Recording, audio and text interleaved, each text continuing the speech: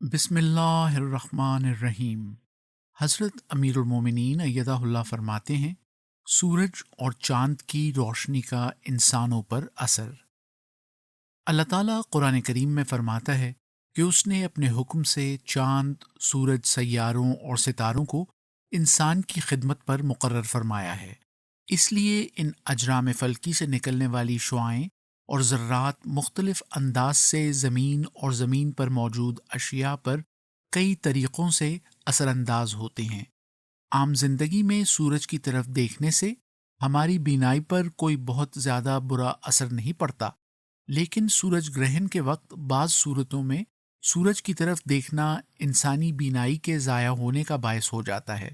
اسی طرح ہمارے مشاہدے میں یہ بات بھی ہے کہ سورج کی روشنی کئی قسم کی زمینی بیماریوں کو دور کرنے کا موجب ہوتی ہے، اور پھل، پھول، سبزیوں اور فصلوں پر مختلف طور پر اثر انداز ہوتی ہے۔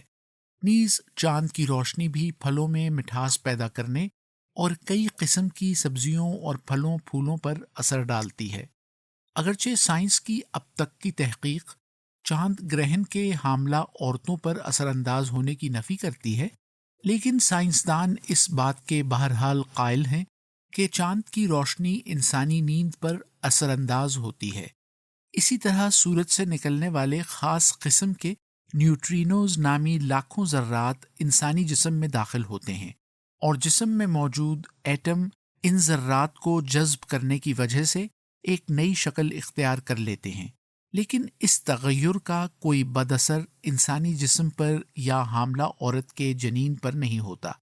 پس چاند، سورج اور دیگر سیاروں اور ستاروں کی تاثیرات کا زمین اور اہل زمین پر اثر انداز ہونا تو ثابت ہے، لیکن گرہن کے وقت حاملہ عورت کے چاقو، چھری وغیرہ استعمال کرنے یا اس کے اس وقت میں سونے یا نہ سونے سے اس کا کوئی تعلق نہیں۔ یہ محض توہمات ہیں۔ بنیادی مسائل کے جوابات، قسط نمبر 33، مطبوعہ الفضل انٹرنیشنل، 6 مئی سن 2022۔